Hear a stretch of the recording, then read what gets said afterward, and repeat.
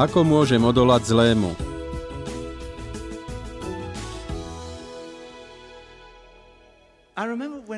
Spomínam si, že predtým, než som sa stal kresťanom, som mal veľké problémy veriť v existenciu Boha. Potom mi kdosi povedal, diabol existuje.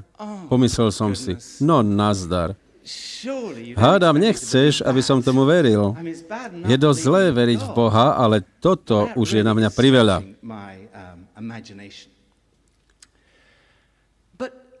Je však zaujímavé, že pre niektorých je to naopak. Je pre nich ľahšie uveriť v diabla, ako veriť v Boha.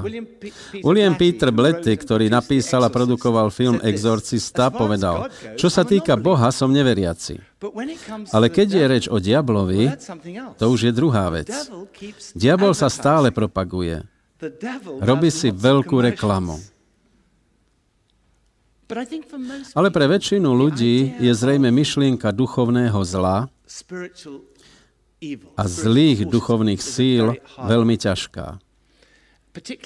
Predovšetkým si myslím, že pre väčšinu ľudí je ťažké uveriť v existenciu diabla. Čo hovorí Biblia? Otvorme si Efežanom 6:11 až 12.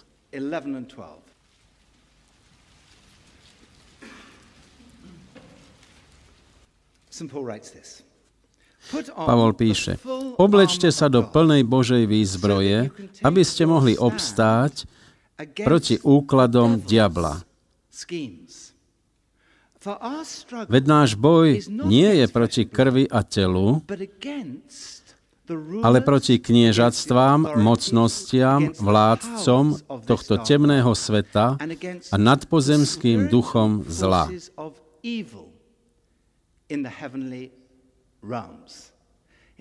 Inými slovami, Pavol hovorí, že tento duchovný boj je proti silám, ktoré sú prefíkané, mocné a zlé. Prečo by sme teda mali veriť v zlé duchovné sily?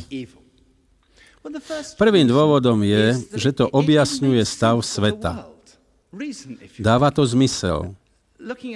Pri pohľade na svet vidíme zlé režimy, mučenie, násilie, masové vraždy, brutálne znásilňovanie, teroristické útoky, nepredstaviteľné ešte pred niekoľkými rokmi.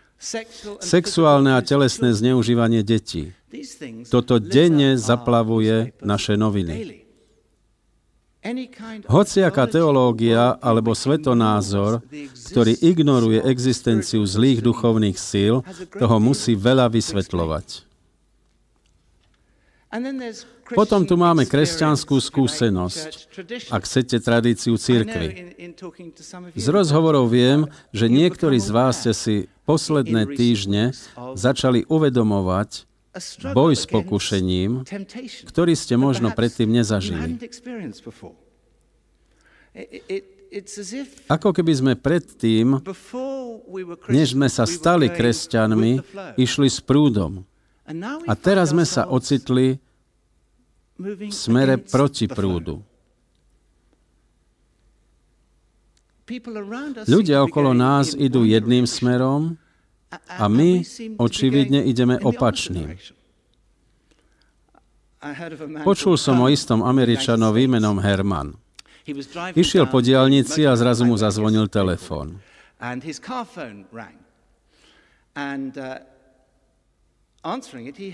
Keď zodvihol, začul manželkin hlas, ako ho varuje. Hovorila, Herman, práve som počula v správach, že nejaké auto ide opačným smerom na diaľnici 280. Dávaj si prosím pozor. Herman odvetil, oproti nejde len jedno auto, sú ich stovky. Je pre nás ľahké cítiť sa ako Herman, že sme jediní, čo idú tým smerom. A zdá sa, že všetci ostatní idú smerom opačným. A zvlášť, ak sme okúsili Ducha Svätého, začíname si trochu viac uvedomovať túto opozíciu. Tretím a najdôležitejším dôvodom je Biblia. Apoštol Pavel, ako to vidíme tu, veril v existenciu týchto síl a aj samotného Ježíša pokúšal diabol. Aj on veril v existenciu diabla. Niektorí povedia, samozrejme, že Ježíš veril v existenciu diabla. Každý vtedy veril takýmto veciam. Nie je to pravda. Ježiš učil svojich učeníkov, aby sa modlili, zachráň nás od zlého. Takže písmo, tradícia a zdravý rozum poukazujú na existenciu diabla. To však neznamená, že nás má táto téma pohltiť. V dnešnej spoločnosti sa prebudil záujem o démonické veci, okultné sily, čarodejníctvo, špiritizmus, veštenie z dlane, špiritistické stolíky, médiá, vyvolávanie mŕtvych, astrológia, horoskopy a všetky tieto veci sú v Biblii výslovne zakázané. Áno, v minulosti sme sa týmto možno zaoberali. A ja som sa do dvoch z týchto vecí namočil predtým, než som bol kresťanom. Nemyslel som si, že môže byť zlé hrať sa so špiritistickým stolíkom. Šlo len o trochu zábavy. Myslím, že aj dnes mnohí skúšajú takéto veci, lebo skúmajú duchovno a nevedia, kde majú hľadať. Našťastie nejde tu o neodpustiteľné hriechy. Samozrejme, že je možné získať odpustenie. Potrebujeme sa však zmeniť, povedať, že to ľutujeme, odvrátiť sa od toho a zbaviť sa všetkého s tým spojeného a upriamovať svoju pozornosť nie na takéto veci, ale na Boha. Druhá základná otázka je, ako tieto sily pôsobia. Aká je diablova taktika? Ježiš nám povedal, že jeho hlavný cieľ je zničiť nás. Hovorí, zlodej prichádza len, aby kradol, zabíjal a ničil. Ale Ježiš hovorí, že on chce opak. Ja som prišiel, aby mali život, a to život v hojnosti. A hneď na začiatku Biblie je odhalené, ako pôsobí diabol. Pozrime sa do Genesis 3. Tu máme spôsob, akým koná nepriateľ ako na dlani. Diabol sa zjavuje v podobe hada. A vidíme, že jeho prvotná taktika je vyvolať pochybnosť. Genesis 3.1 povedal žene, naozaj vám Boh zakázal jesť zo všetkých stromov záhrady?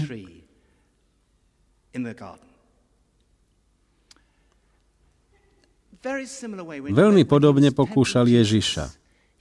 Prišiel k Ježišovi a povedal, ak si syn Boží, aby vyvolal pochybnosť. Spôsob, akým prichádza k nám, je, že hovorí, ak si kresťan, lebo ak nie si, nezáleží na tom, či to spravíš, všakže. Je to predzvesť hlavného útoku.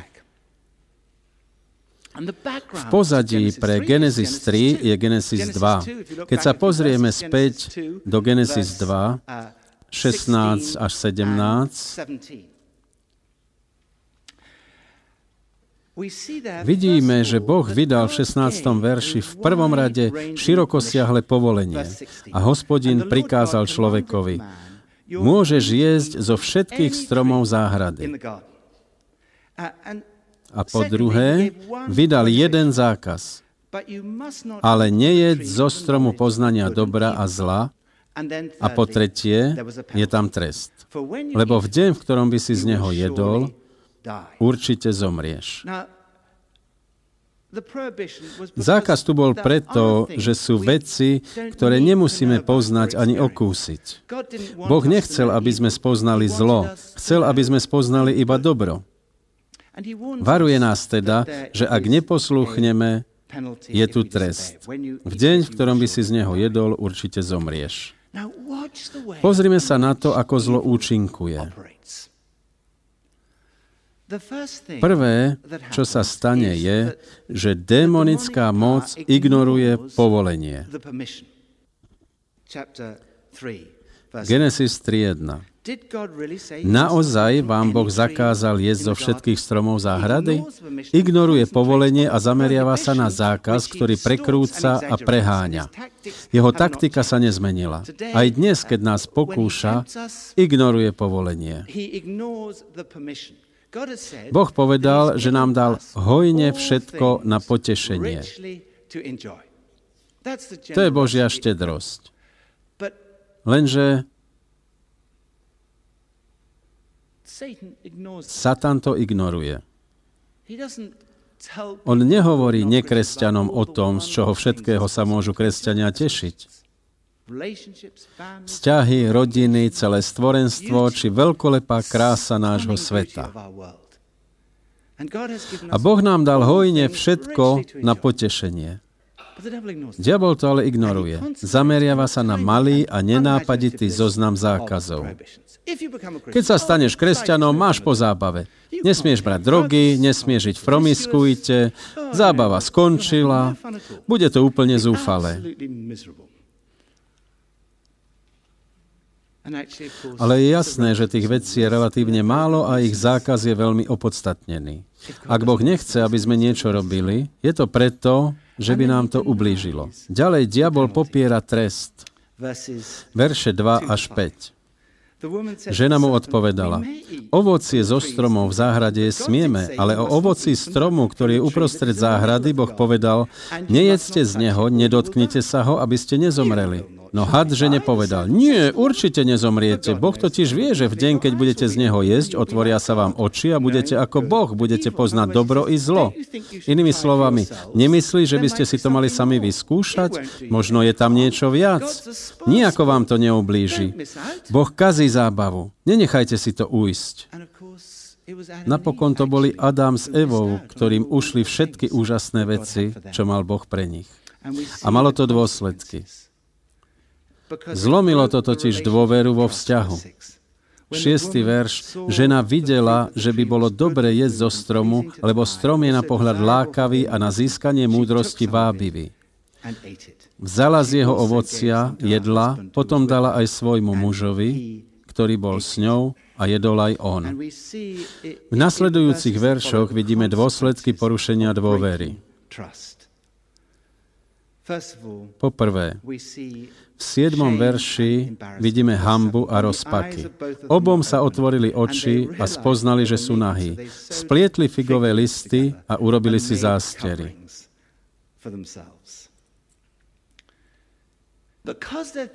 Keďže sú veci, za ktoré sa hanbíme, zakrývame sa. Kladieme prekážky, aby sme sa ochránili. A presne toto urobili Adam a Eva s figovými listami. Potom sa narušil aj vzťah, priateľstvo s Bohom. Báli sa a preto sa skryli. 9. verš. Hospodin Boh zavolal na človeka a opýtal sa ho, kde si? To je bolestný výkrik rodiča, ktorého dieťa sa zatúlalo a stratilo sa. Vidíme, že v ľudských vzťahoch sa pokazilo ešte niečo ďalšie. V 10. verši Adam hovorí, počul som tvoj hlas v záhrade. Zľakol som sa, pretože som nahý a tak som sa skryl. A Boh hovorí, kto ti povedal, že si nahý? Nejedol si azda zo stromu, z ktorého som ti zakázal jesť?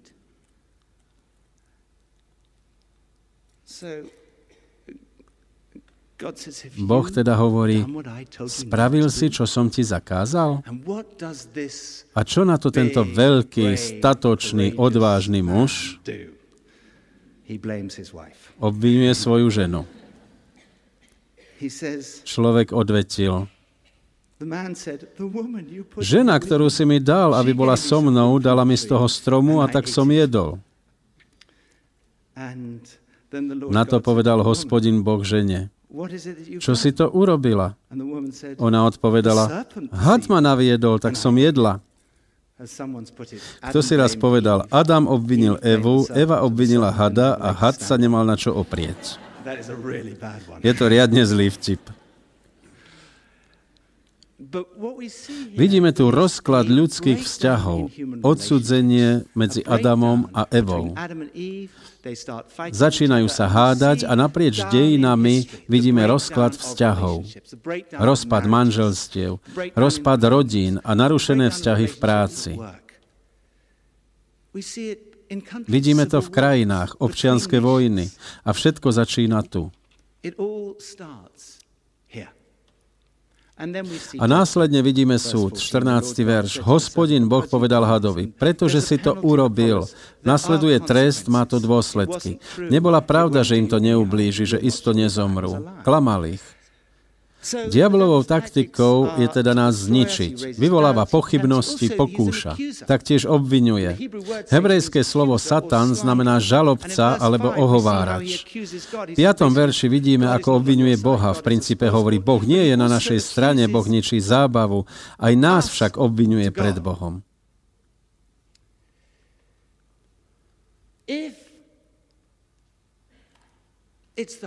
Ak Duch Svätý upozorňuje na niečo zlé v našich životoch, bude veľmi konkrétny. Budeme vedieť, o čo ide a môžeme to zmeniť a jednať s tým. Ak je to odsúdenie, je to taký neurčitý pocit viny, kedy nevieme presne, čo pociťujeme. To je žalobca. Pavol píše, nejestvuje odsúdenie pre tých, čo sú v Kristovi Ježišovi. Taktiež je dôležité rozlišovať medzi pokušením a hriechom. Pokušenie nie je hriech. Ježiš bol pokúšaný, je napísané, že bol pokúšaný v každom smere tak, ako my.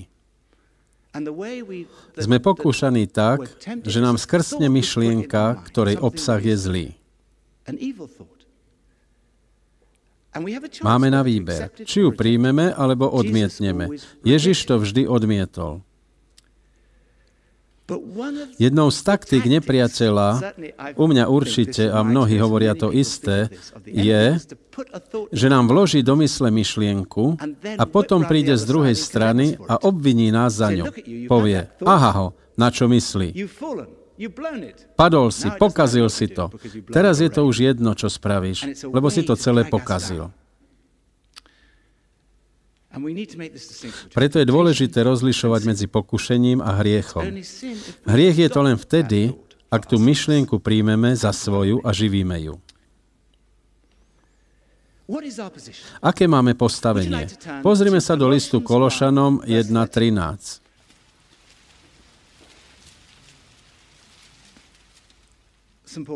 Pavel píše, on nás vytrhol z moci tmy a preniesol do kráľovstva svojho milovaného syna, v ktorom máme vykúpenie a odpustenie hriechov. Alebo iný preklad. On nás preniesol z moci tmy do kráľovstva svojho milovaného syna. Ježiš nás oslobodil zo závislosti, návykov a spôsobov z minulosti. A to znamená, že nemusíme robiť to, čo sme robili kedysi.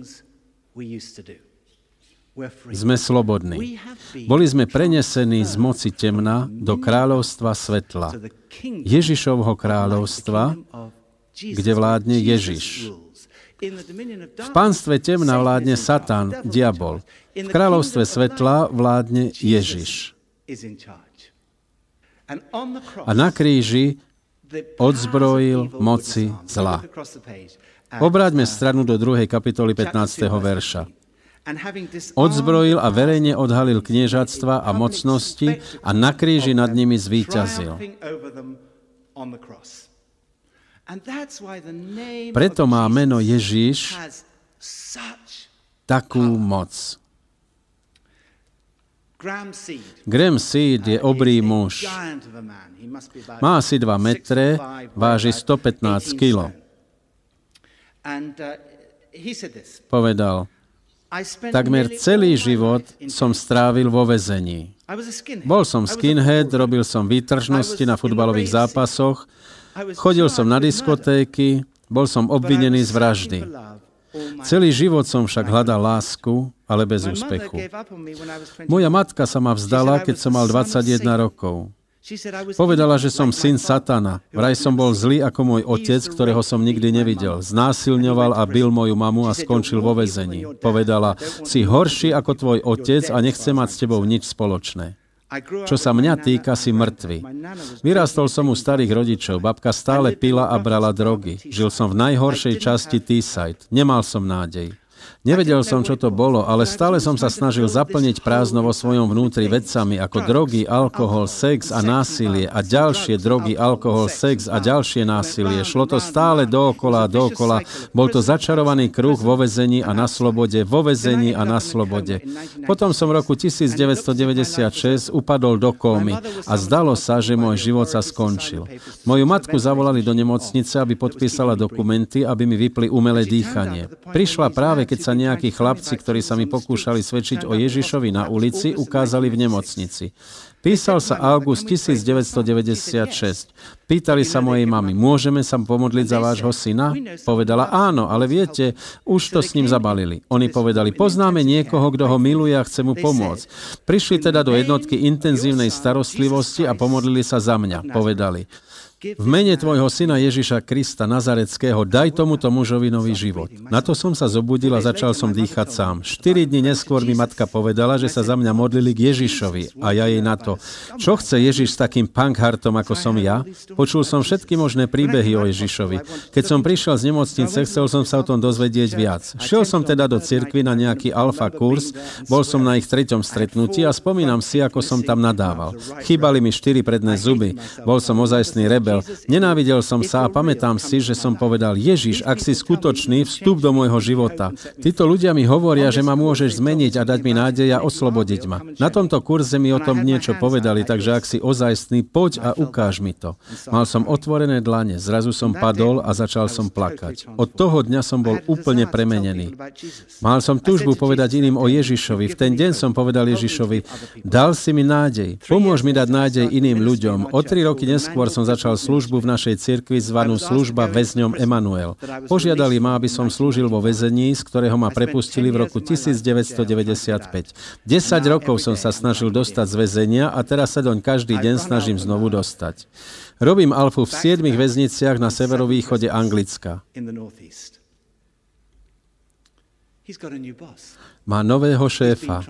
Bol prenesený z panstva temna do Ježišovho kráľovstva. Boj ešte neskončil. Na kríži bol Satan porazený, stratil nádej.